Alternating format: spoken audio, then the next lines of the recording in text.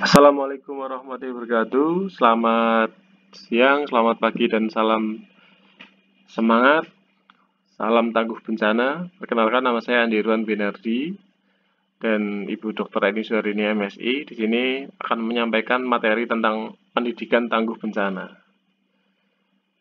Materi ini sangat penting bagi seluruh masyarakat Indonesia karena masyarakat Indonesia ini merupakan daerah atau wilayah yang sangat berbahaya sekali ketika terjadi bencana.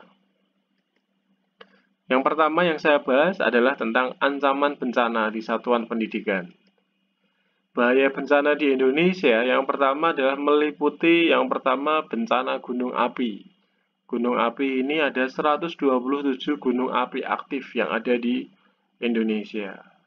Jadi Indonesia merupakan negara yang memiliki gunung api aktif terbanyak di dunia. Ada 127 buah atau sering kita kenal dengan The Ring of Fire, di mana beberapa di antaranya merupakan letusan gunung api terkuat yang pernah terjadi di dunia. Salah satu contohnya ada Gunung Tambora yang ada di Nusa Tenggara.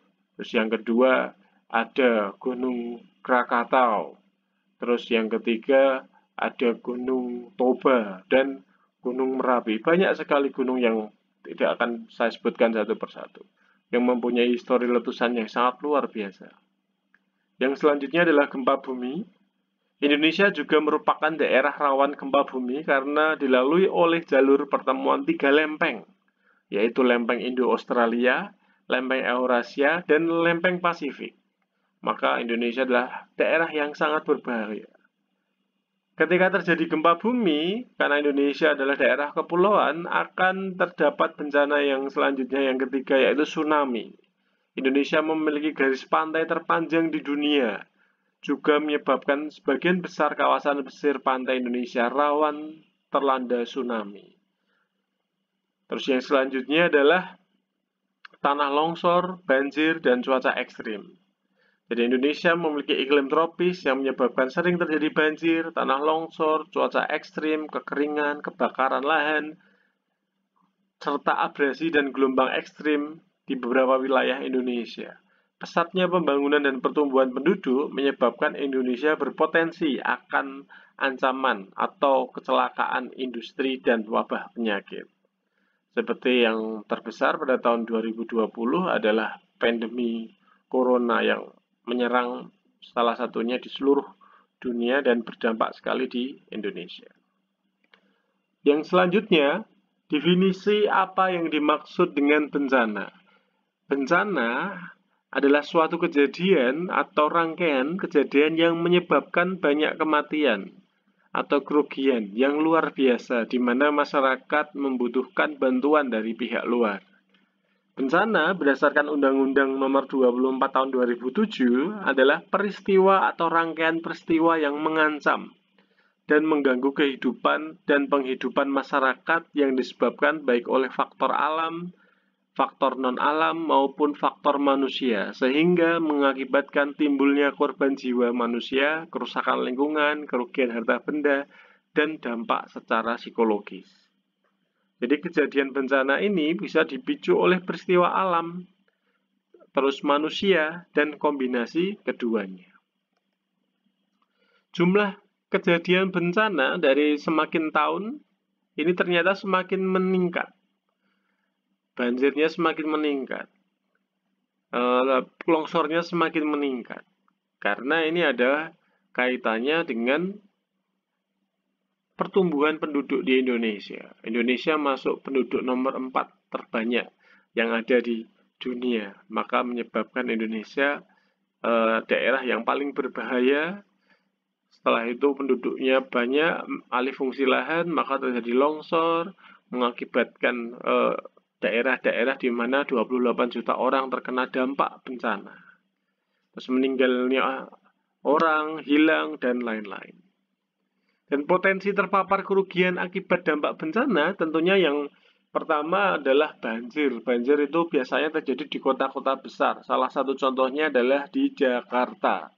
Jakarta kita tahu bahwa luas bahayanya paling besar di sana adalah banjir, cuaca ekstrim, Ada gempa bumi yang terjadi di Aceh, gempa bumi yang terjadi di Banten, gempa bumi yang terjadi di Lombok, itu juga memiliki dampak yang sangat luar biasa.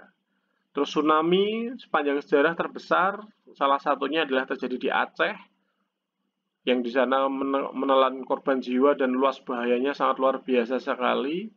Terus terjadi di Jawa Tengah, yaitu di Pangandaran dan Cilacap, dan letusan gunung api. Ini menyebabkan luas bahaya, jiwa yang terpapar, fisiknya berapa miliar, secara ekonomi dan lingkungan, tentunya hutan yang rusak. Dampak bencana terhadap sektor pendidikan yang hancur itu adalah salah satunya pada tahun 2004 tsunami, 2006 gempa bumi, 2007 banjir, 2009 gempa bumi juga, sampai ke tahun 2016, 2017, 18, 19 juga selalu terjadi banjir. Ini selalu ada sekolahan yang rusak. Maka kita sebagai masyarakat yang tanggap bencana harus paham, harus melakukan mitigasi bencana. Jadi letusan gunung berapi di Sinabung ini kita lihat dampak letusannya sangat luar biasa. Semenjak gunung tersebut meletus pada tahun 2010, setelah Didik terkena dampaknya. Jadi sekolahan jadi rusak, tidak bisa digunakan dan harus revitalisasi atau mungkin dibangun secara ulang. Selanjutnya adalah jumlah sekolah yang selanjutnya ini sangat luar biasa sekali. Jadi yang berdampak sekolah yang paling padat tentunya penduduk yang paling padat akan berdampak karena ada kapasitas, ada kerentanan yang itu akan mempengaruhi jumlah angka secara statistik. Dan banjir di Jakarta ini sangat luar biasa juga berdampak di daerah di pesisir Pantura karena Jakarta adalah daerah aluvial. Di sana padat penduduknya, air tidak bisa pergi, air kiriman dari Bogor, dan menyebabkan di Jakarta banjir. Terus ada tsunami Aceh pada tahun 2004, ini sangat memilukan, ada 220.000 jiwa korban yang meninggal, termasuk yang hilang. Terus ada bencana terbesar yang pernah terjadi di Indonesia dalam satu generasi terakhir, jadi sepanjang sejarah, ada 2.000 sekolahan rusak, maka ini adalah sangat luar biasa. Maka pentingnya kita mempunyai EWS atau Early Warning System ketika terjadi bencana, maka kondisinya masyarakat akan mengetahui, maka akan mencari tempat yang lebih aman atau pergi ke daerah yang lebih tinggi.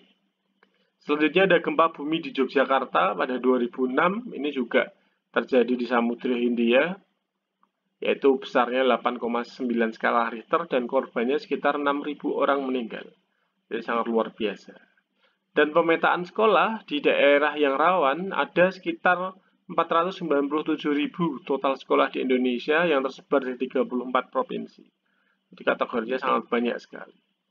Dan peta indeks risiko bencana Indonesia terupdate 250.000 jumlah sekolah SDMI berada di lokasi yang rawan bencana. Jadi sekolah dari tingkat SD sampai ke SMA, SMK ini sangat luar biasa. Atau 75% dari seluruh sekolah di Indonesia pada di daerah yang tidak aman. Maka perlunya adanya pendidikan kebencanaan dari tingkat SD maupun sampai SMA. Jadi jumlah sekolah itu selalu bertambah, maka ini pentingnya adalah suatu sosialisasi. Terus yang selanjutnya adalah sebaran jumlah sekolah yang berada di wilayah ancaman tinggi bencana. Kita lihat, ya, ini adalah salah satu pelatihan yang dilakukan oleh BNPB bahwa sekolah aman. Ketika terjadi gempa, apa yang harus dilakukan? Ketika terjadi banjir, apa yang harus dilakukan? Selanjutnya program aman bencana. Mewujudkan pendidikan tangguh bencana memerlukan upaya-upaya yang komprehensif, berpusat pada anak.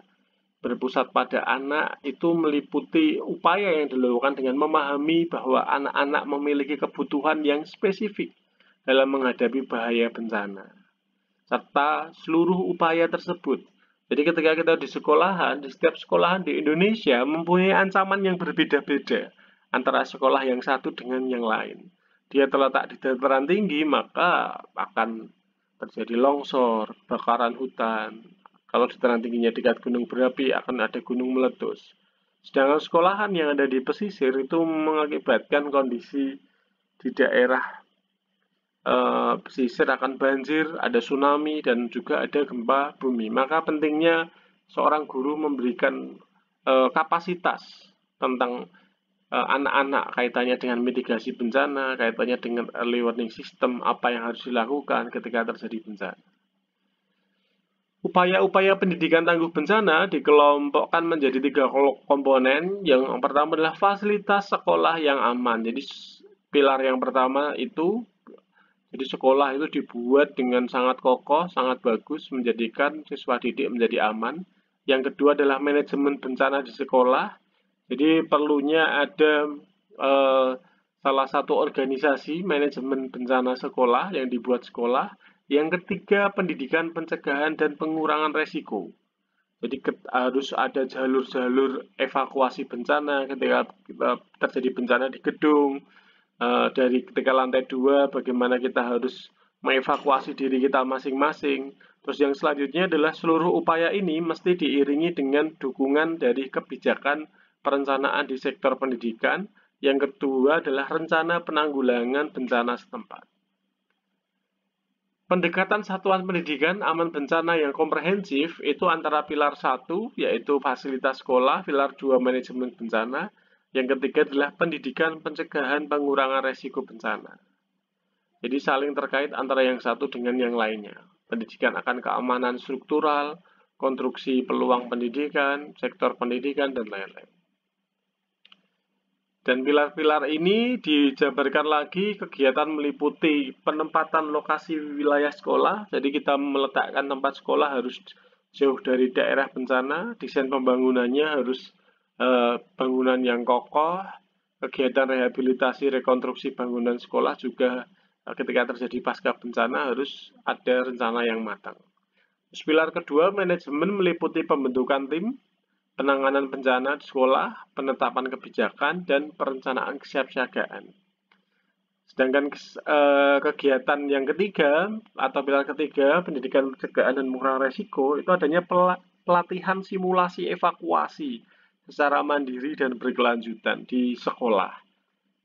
Kalau di tingkat SMA sudah ada materi tentang mitigasi bencana. Semoga di tingkatan SD, SMP sudah mulai dibuat. Kalau yang SMA masuk di materi geografi pada kelas 11. Jadi sejarah pendidikan tangguh bencana itu meliputi penanggulangan bencana Kemendikbud oleh Dirjen Disdasmen sampai ke konsep sekolah aman yang dirumuskan dengan memasukkan aspek struktural dan non-struktural.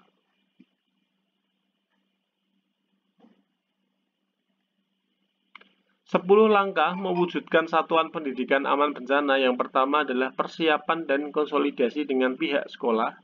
Yang kedua, mengkaji dan menilai mandiri di awal program. Yang ketiga adalah pelatihan untuk guru tenaga kependidikan.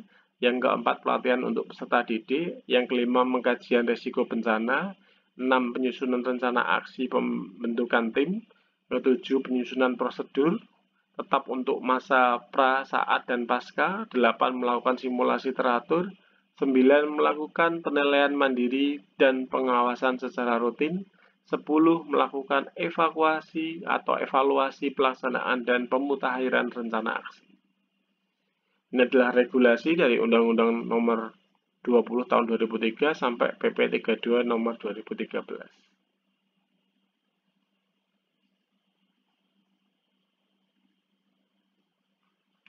Nah, ini adalah salah satu kegiatan di lapangan adalah di standar operasional ada menilai sekolah kaitannya dengan bencana, apa ancaman yang dihadirkan. Terus yang ini adalah kegiatan ketika mensimulasikan ketika terjadi bencana. Ini adalah sesuatu yang sangat penting sekali. Selanjutnya adalah implementasi satuan pendidikan aman bencana. Itu adalah penerapan SPAB difokuskan pada penerapan 3 pilar tadi, yaitu berpusat pada anak, di mana anak dilibatkan sesuai dengan kemampuan dan minatnya masing-masing. Jadi keberhasilan dari program tadi adalah adanya pesan kunci keselamatan yang berstandar di sekolah. Ini adalah roadmap-nya, jadi peta indeks rawan bencana, perawatan gedung, mitigasi non-struktural, keselamatan terhadap kebakaran, pendidikan akan keamanan, struktural, dan lain-lain. Dan yang kedua adalah rencana bencana, latihan, simulasi, terus yang terakhir adalah analisis sektor pendidikan, yaitu kajian resiko multibahaya dan kajian perencanaan yang berpusat pada anak didik.